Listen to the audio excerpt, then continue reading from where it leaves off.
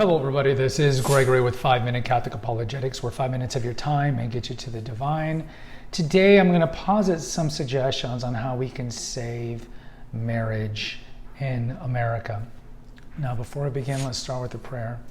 In nomine Patris et Filii et Spiritus Sancti. Amen. Gloria Patri et Filio et Spiritui Sancto, sicut erat in principio et nunc et semper et saecula saeculorum. Amen. All right, so a couple of things about this episode. Up front, this episode might offend some of you, and that is not my intent. In all humility, I'm just offering some suggestions on what we can do to help optimize Catholic matrimony. We do have an episode, I'll put in the banner notes, where we've talked about some suggestions in the past.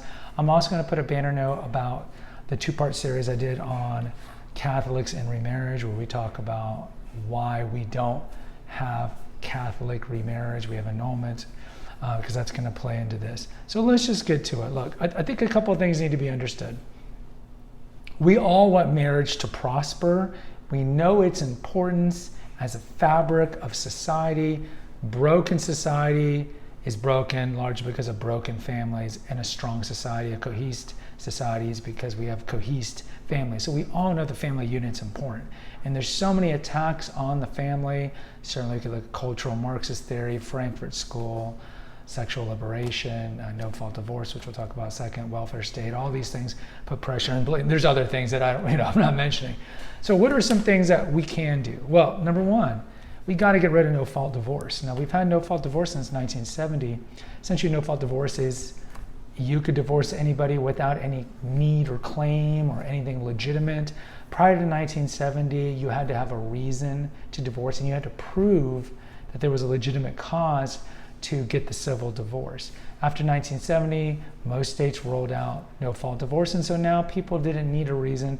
I think this was largely done in the era of the ERA and second wave feminism, where the narrative, albeit sometimes true, was that women were being abused and beaten and kept in marriages that were not happy, and this was a way to get them out. The problem with no-fault divorce now is that people are leaving for the easiest reasons, and therefore it undermines marriage, because let's face it, there is a financial incentive to divorce.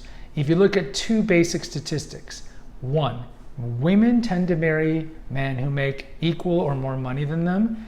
This taps into their Paleolithic desire for provisioning and security and hypergamy. More often than not, if you look at people in your life, most of them married a man who makes more than them. Or the woman doesn't work at all, she's a traditional Catholic, and the man works. So that's one thing. Then the other stat that is shocking to some people is that women initiate divorce 70 to 90% of the time, and when the woman is college educated, Catholic or otherwise, if there is a divorce, 90% of the time it's initiated by the woman. So this is a stat that you don't hear about in Catholic radio. I remember I was listening to Drew Mariani's show on Relevant Radio, and they brought in I think we might have talked about this, but they brought in an expert on divorce, and it was a lot of things that I agreed on, but I think she misses this point, and I can understand why this point would not be brought up, because we don't want to alienate women and get women angry. And there are certainly legitimate reasons to divorce, like, for example, abuse. The Catholic Church has never told women or men, because 40% of the time it's the men who are getting abused. We really don't hear about that. You hear that more about in the MGTOW movement. But no, the Church has never said you should stay in a situation that's dangerous to you or your children. You can get a civil divorce. But as we see in 1 Corinthians 7, and we have a standalone treatment on that chapter, Paul is very clear, and Christ is clear, that if you choose to divorce, there's no option to remarry. Remarrying is fornication, as Christ talks about in Matthew 19. And Paul talks about in 1 Corinthians 7, that you must stay either reconciled with your spouse or you stay single. But either way, no-fault divorce, coupled with the fact that women initiate divorce, puts a financial incentive in divorce. Because more often than not, when a woman divorces a man, she's going to get money, because most states are community property, and since the man is making the majority of the money in most marriages, she's going to be getting more money than he, because they're going to divide in half. Plus, 85% of the time the woman gets the children, she's going to be getting alimony in some states, plus she's going to be getting child support. So as long as there's a contract where essentially whoever breaks it financially benefits from it, that puts a lot of pressure on marriage, because it's too tempting to initiate divorce if you think there's going to be a financial benefit to it.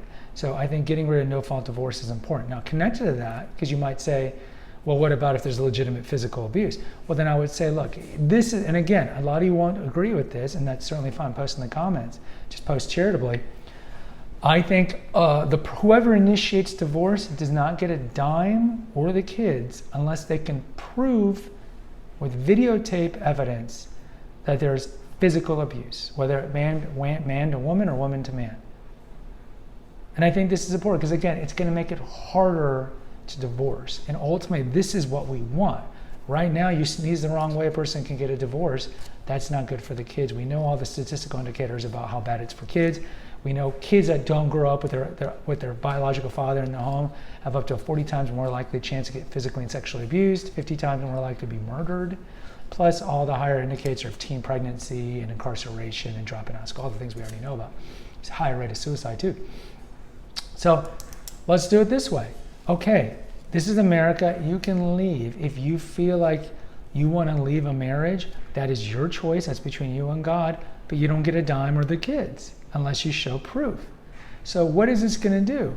I think this is going to make it harder for people to divorce on caprice or whim, because they realize, oh, well, I'm not going to get the kids or a dime. And this is the way it was before no-fault divorce. Let's say in 1950, if a woman had an affair on a man, she would not get a dime of alimony, because women didn't work back then, or the kids, because that was kind of her punishment for being unfaithful. So this would kind of bring back that check, where of course you can leave if you feel like you want to leave. This is a free country, but you're not getting any money out of it and you're not getting the kids.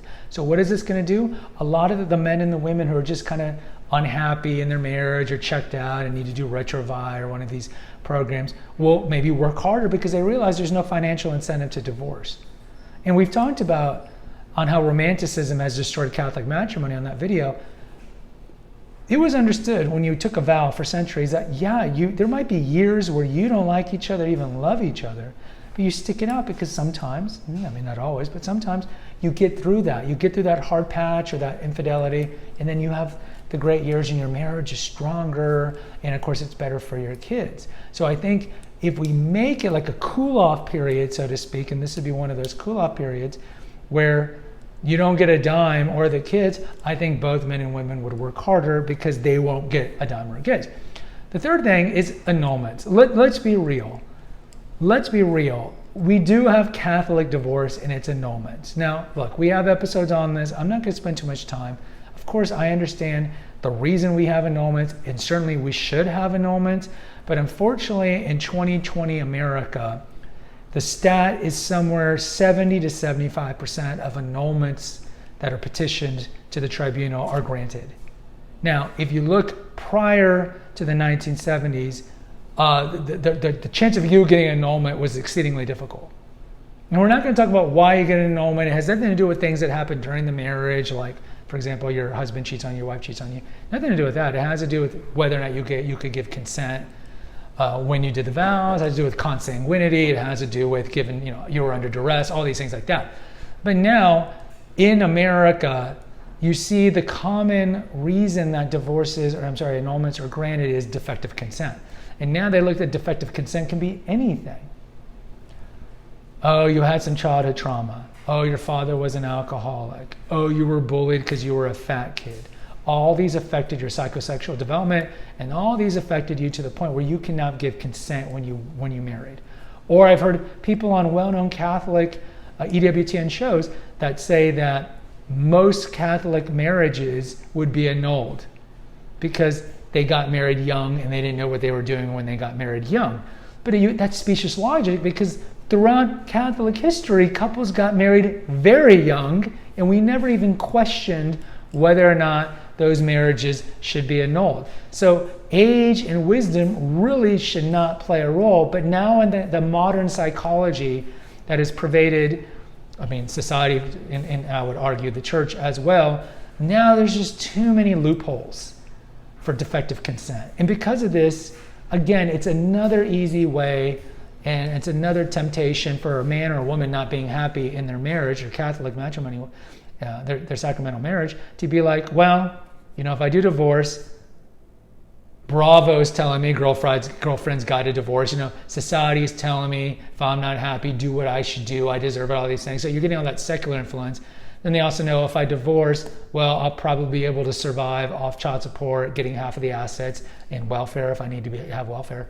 And then also, well, if I do find somebody else, I could file for annulment, and I know my chances are pretty good that I'll get an annulment, therefore I can remarry in the church. And I think all these things kind of lead to this cocktail of dysfunction and this cocktail of unsacramentalizing the sacredness of matrimony. And I think that if the church in its wisdom made annulments harder like it used to be, and you can divorce but you don't get a dime unless you prove abuse, legitimate abuse. If you can prove legitimate abuse, then by all means. But we know there's people who do false allegations, or like, I'm not happy, so I'm going to say you're psychologically abusing me or something like that to get out of the marriage. So no, you need, like in a court of law, right? You need proof for convictions. So if we can do demonstrable proof, and look, I get it, there are very classically narcissistic men who know how to manipulate women and not get in trouble with the law by abusing them but never being caught. I get that. But as a whole, if we made it harder to divorce in the civil courts and in the religious courts, so to speak, I think overall it would be good for Catholic marriage. And ultimately, that is good for the children that come of it, and that's good for society. Guys, post in the comments. Let me know if you agree or disagree. What are some other things that we could do to save Catholic matrimony? I'm sure all of us would agree that better marriage prep would probably help as well. But post in the comments. I'd like to hear from you. Hit the notification, subscribe, and share button. Share with others. Until next time, take care. God bless and pray.